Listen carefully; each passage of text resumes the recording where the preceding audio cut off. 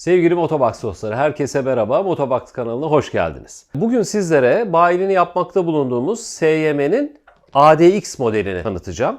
Kenny de bizimle birlikte tanıtmak istiyor. SYM bildiğiniz üzere dünyadaki en büyük üreticilerden bir tanesi. Tayvan kökenli. Ve bizim coğrafyamızda özellikle bize benzer coğrafya olduğu için Yunanistan'dan bahsedeceğim. Birinci sırada satılan marka. Yani hem sıcak hem engebeli bir arazide çok fazla tutulmuş bir marka. Bugün Türkiye'de de yaklaşık 2000'lerden bu yana bilinen, tanınan ve sevilen bir marka. İki önemli özelliğiyle öne çıkıyor SYM biliyorsunuz. Konforu ve sağlamlığı. Sağlamlığı derken kendi teknolojisiyle ürettiği ve özellikle silindirdeki seramik kaplamasıyla ünlü olan motoru çok önde. Bu sorunsuzluk, bu motorun uzun ömürlülüğü SYM'yi bugünkü konumuna getirmiş durumunda. SYM aynı zamanda dediğim gibi bizim coğrafyamızın dışında Avrupa'da da çok tutulan, özellikle büyük skuterlarıyla çok tutulan bir marka. Türkiye'de de SYM baktığımız zaman Habaş Holding tarafından ithal ediliyor. Temsilciliğini Habaş Holding yapıyor ve Habaş Holding artık Türkiye'de de 125 cc SYM'lerle üretime başladı.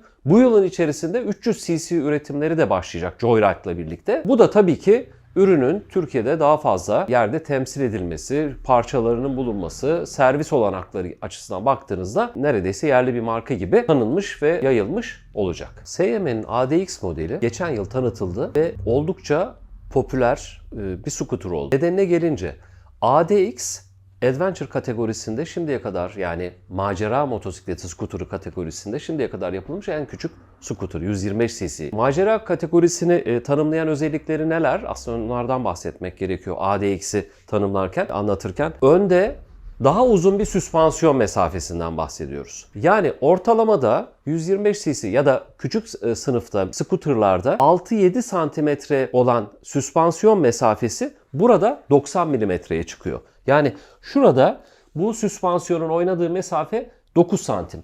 Bu neyi getiriyor? Tabii ki işte Adventure'ı tanımlayan engebeli arazide de adeta normal bir yoldaki konforla seyredebilmenizi sağlıyor. Oradaki engebeleri yutmasını, şokları absorbe etmesini, yumuşatmasını sağlıyor. Önde 9 santimlik bir oynama mesafesiyle birlikte, önde tabii ki teleskopik bir çatal var. Arkada da yine ADX'i tanımlayan yatay bir amortisör var. Yatay amortisör tek monoşok bir amortisör olarak geçiyor. Bu horizontal yapıdaki amortisörde yaklaşık 45 mm oynuyor. Yani bu da yatay amortisörler kategorisinde 4,5 santimetrelik bir mesafe, güzel bir mesafe. Bu neyi getiriyor? Engebeli arazideki aslında rahatlığı getiriyor ama iki kişiyle bile kullandığınızda, küçük skuterlarda genelde olur, süspansiyon mesafesi kısa olduğu için hele de iki kişi binerseniz bazen süspansiyon tamamen kapanır ve tak tak diye bir ses gelir. İşte ADX'in en büyük özelliği burada devreye giriyor. Baktığınız zaman iki kişiyle bile gittiğinizde rahatlıkla süspansiyon darbeleri sönümlüyor ve adeta bir halı üzerinde gidiyormuş gibi gidiyorsunuz.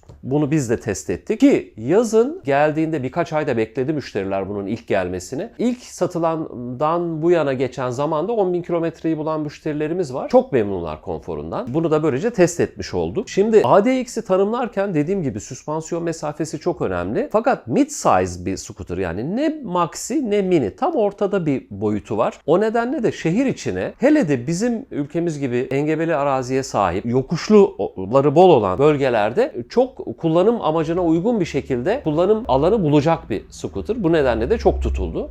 Hatta sadece Türkiye'de değil, tüm dünyada da tutuldu. 13 inç jantlarla bütünleşiyor. Yani süspansiyon mesafesi yüksek. Üzerinde 13 inç jantlar var. Arkada 130-70-13, yani 13 santim genişliğinde bir lastik ve teker. Ön tarafta da 120-70-13, 12 santim genişliğinde bir lastikle geliyor. Lastik demişken dual purpose denilen, yani çift amaçlı bir lastikle geliyor. Çok da güzel hamuru var. Bunu da gördük bu kilometrelere kadar kullanan müşterilerimizden. Yumuşak, orta yumuşaklıkta bir hamura sahip. Hem off-road hem on-road, yani asfaltta da, stabilize yolda da çok rahat tutunabilecek karakterde güzel bir lastik seçmişler. Kenda'nın ADX için ürettiği bir lastik. Adeta eski Metzeler lastiklerin deseninde, çok da şık da deseni var. Zaten köşeli hatlarıyla, modern çizgilerle birleştiğinde SYM'nin yeni tasarım dilini de yansıtıyor aslında o açıdan ADX. Lastik seçiminde bile buna dikkat etmişler. Gerçekten üzerinde çalışılmış bir scooter. Şimdi genel tasarım özelliklerini, yani ADX'in Adventure'ı tanımlayan, macera motosikletini, scooter'ını tanımlayan özelliklerin dışında da birçok özelliği barındırıyor. Şimdi 125 cc sınıfında baktığınız zaman ön taraftan başlayalım. Bir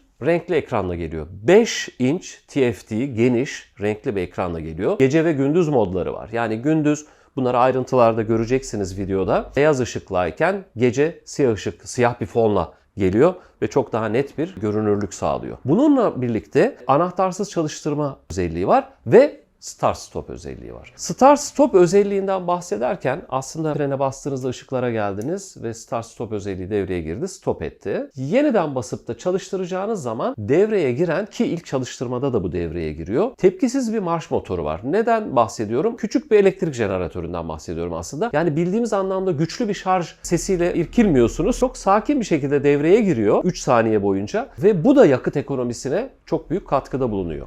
Bununla birlikte bu Start Stop özelliğindeki kullanılan jeneratör özelliğinin yanı sıra, elektrik destekli motorun özelliğinin yanı sıra bir özellik daha var. Işıklarda durdunuz, yeniden kalkacaksınız.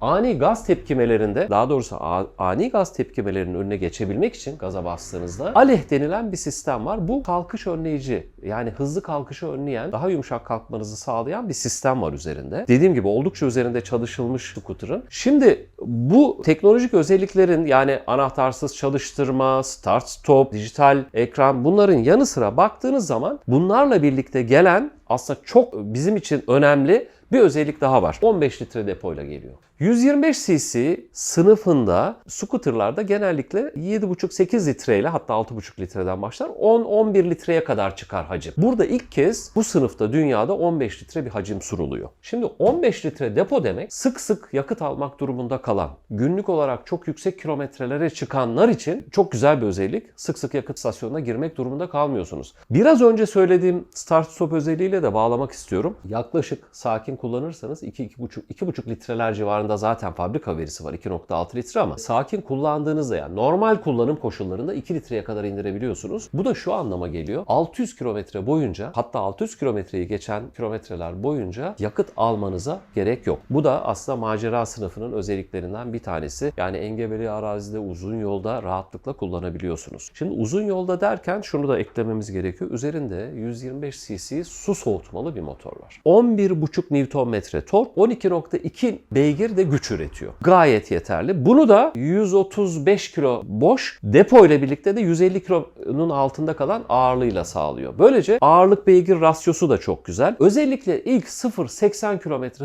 hızlanmalarında şehir içinde sizin bütün ihtiyaçlarınızı görecek bir scooter. Şimdi bu 15 litre depo önemli. Yani büyük scooter değil, motosikletlerde bile hani 15 litre önemli bir hacim. Bu 15 litrenin bir diğer özelliği var. Süspansiyon, yani bunu önemsiyoruz. Çünkü süspansiyonla yukarıya çıkmış olan motosiklet, süspansiyon mesafesiyle normal bir scooter'a göre daha yüksek, engebeli arazide, kaldırımlarda vesaire giderken. Fakat bu 15 litre deponun etkisiyle de ağırlık merkezi aşağı iniyor. O nedenle çok dengeli. Bu dengeyi sağlayan bir özellik daha var. Bunu göstermek isterim. Geniş, burada gördüğünüz gibi adventure motosikletlere özgü bir köprüyle de, alüminyum köprüyle de birleştirilmiş geniş bir gidon var. Bu gidon açısı sayesinde ve ağırlık merkezinin aşağıda olması, yüksek süspansiyon mesafesiyle sizlere küçük bir adventure motosikletin üzerinde gidiyormuşsunuz gibi bir his yaratıyor. Bununla birlikte frenleri de çok güzel. Yani gerçekten ADX'in bu kadar beklenmesi ve bu kadar tutulmasının nedeni, dediğim gibi, bu sınıfta ilk 125 cc scooter, bu kadar donanımıyla birlikte ve böyle güzel bir süspansiyonuyla birlikte baktığınız zaman 13 inç lastikleri, jantları, geniş gidon açısı, ağırlık merkezinin yüksek olmasına rağmen süspansiyon mesafesinin, ağırlık merkezinin aşağıda olmasıyla harika bir scooter. Şehir içinde ihtiyaçların tümünü giderecek, bize özgü ihtiyaçların tümünü giderecek bir scooter olduğunu düşünüyorum. Bununla birlikte frenajı da çok güzel, ama ona biraz sonra gireceğim. Frenleri çok güzel gerçekten, ona ayrıca bir değinmem gerekiyor. Bütün bu teknolojik özelliklerinin yanı sıra önde çok güçlü LED aydınlatmaları, arkada da yine LED parçalı hücre yapısıyla çok güçlü bir ADX'in kimliğini yansıtan şekilde A harfine benzeyen bir LED stopla bütünlenmiş çok şık bir scooter'dan bahsediyoruz. Burada yakıtı da buradan doldurabiliyoruz. O da yine otomatik olarak açılabiliyor. Bunun yanı sıra altta sele altına baktığımız zaman bir tam kask alabilecek ölçüde yeterli bir hacim sunuyor. Bunların yanı sıra dediğim gibi 125 cc su soğutmalı bir motor ve bunu da hem önde hem arkada. Önde 260 mm disklerle, arkada da 233 mm disklerle bütünlenmiş bir ABS'li fren sistemi bu paketi tamamlıyor. Bu nedenle de frenajı gayet yeterli ve güzel. Yeterli değil, üstün bir frenajı var. Hem önde hem arkada disk frenlerle bütünlenmiş ABS ve bunun yanı sıra bu sınıfta yine her zaman görünmeyen bir şey, traction control var. Yani patinaj önleyen sistem ya da siz gazı açtığınızda arka tekere gelen fazla bir yük varsa bu yükü ön lastiğin gücüne getirerek, yani eğer ve bu fazla bir şey varsa ve kayma başlıyorsa bunu yeniden eski standardına, ön tekerin standardına getirecek bir traction control sistemi var. Çekiş kontrol sistemi. Bununla da bütünlenmiş. Bu da çok güzel bir özellik. Yani aslında baktığınızda bu saydığım özelliklerin hepsini birleştirdiğimizde neler var diye değil de ne yok diye belki baksak daha kısa sürer sunum. Çünkü yok. Tüm özellikleri eklemişler. Bununla birlikte üzerine bindiğinizde scooter'ın şu anda tabii orta ayakta olduğu için yukarıda ama 810 mm yerden yüksekliği var. Standart oturduğunuzda bu geniş açıyla birlikte. Bununla birlikte yani 1.75-1.80 boylarında ve 75-80 kilo birisi için dizleri çok rahatlıkla koruyan şekilde dönebiliyorsunuz sağa sola, gördüğünüz gibi oynatabiliyorum. Hatta burada 1.90 boyunda bile olduğunuzda çok rahatlıkla gidonu sağa ve sola tam kapasitesiyle çevirebiliyorsunuz. Tabii bunlar için aslında showroom'da birebir üzerine binip size ne kadar uygun olduğunu görmeniz daha uygun olur. O nedenle zaten deneme yapmanızı çok tavsiye ederiz. Öne çok rahatlıkla ayaklarınızı yine uzatabiliyorsunuz. Dediğim gibi mid-size, rahat bir scooter, rahat oturulabilir bir scooter. Boyu kısa olanlar için ön tarafta biraz daralıyor. Onun için ön tarafa doğru geldiğinizde, yani bakın şu anda ben orta ayakta olmasına rağmen ben ayaklarımla basabiliyorum. Yani çok rahatlıkla kalkabilip yeniden oturabiliyorsunuz. 2 kişi için de rahat bir scooter. Bu arada 2 kişi için rahat bir scooter derken adventure, yine macera kategorisindeki motosikletlerde görülen destekli metal ayaklıklar var. Hiç küçük değil, gördüğünüz gibi. Arka tarafa oturduğunuzda da çok rahatlıkla basabildiğiniz güçlü basamaklar var. Bunlardan destek alarak arkadaki kişi de rahatlıkla oturabiliyor. Bununla beraber omuz genişliğimize de baktığımızda dediğim gibi geniş bir gidon var. Bunları bütünleyen aynalarla da arkayı çok rahat görebiliyorsunuz. Bazı küçük skuterlarda genellikle olur. Yeterli kalmaz ayna ama burada çok rahat görüyorsunuz arka tarafı. Dediğim gibi zaten enduro gidonu da olduğu için rahatlıkla kollarınızı rahat ettirebildiğiniz bir şey. Mesafe var burada. Tüm bunlarla beraber bir diğer özelliği de arkada zaten adventure özellikleriyle geldiği için çok rahatlıkla alüminyum bir çanta ya da onun dışında daha büyük bir çantaya da olanak tanıyan bir alan var.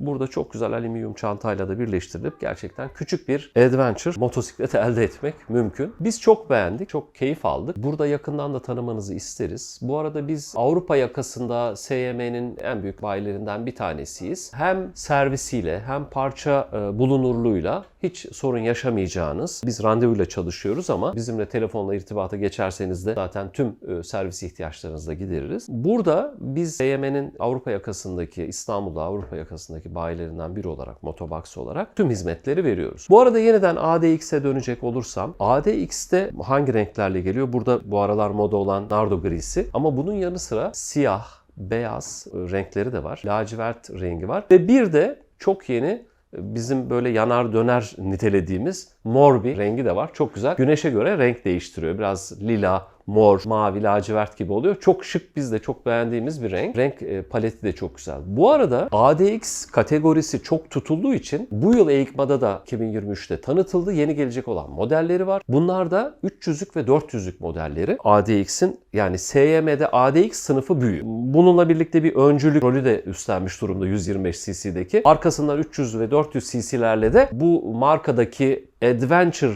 sınıfını bütünlemiş, tamamlamış olacak. Sizleri tüm bu özellikleri ADX'in görebilmeniz için, yerinde test edebilmeniz, eğer 2 kişiyseniz rahatlıkla oturup oturamayacağınızı görmeniz, tabii ki herkesin boyu, bacak uzunluğu, kol uzunluğu farklı olduğu için ne kadar rahat ettiğinizi, ki birçok kapasiteyi kullanabileceğiniz bir scooter ama buna rağmen biz sizleri showroom'da ağırlamak isteriz ki bir kahvemiz eşliğinde motoru bizzat deneyin ve size ne kadar uygun olup olmadığını tüm ayrıntılarıyla size anlatabilelim. Bu arada tabii büyük emeklerle çektiğimiz bu videonun da devamını da YouTube kanalında diğerlerinde tanıtabilmemiz için bize hem yorumlarda bulunun. Ben bizzat yorumları yanıtlamak istiyorum. Hem telefonla ulaşabilirsiniz hem YouTube'da yorumda bulunabilirsiniz. Instagram kanalımızdan da. Bu arada bizim motoboxstore.com'dan ayrıca motosikletin yanı sıra hem motosiklet ekipmanlarınızı hem sürücü ekipmanlarınızı alabileceğiniz kasklarınız, montlarınız ve işte eldivenleriniz gibi tüm aksesuarları da alabileceğiniz bir olanak da sunuyoruz. motoboxstore.com'dan bunların da siparişini verebilirsiniz. Yorumlarınızı bekliyoruz. Dediğim gibi kanala abone olmayı unutmayın. Abone olursanız bundan sonraki devamındaki tanıtımları da büyük bir motivasyonla çekiyor olacağız. Sizlere geniş kapsamlı bir şekilde tanıtmaya devam edeceğiz. Bundan sonrasında 3 boyutlu tanıtmak üzere sizleri showroomlarımıza bekliyoruz. Hoşça kalın.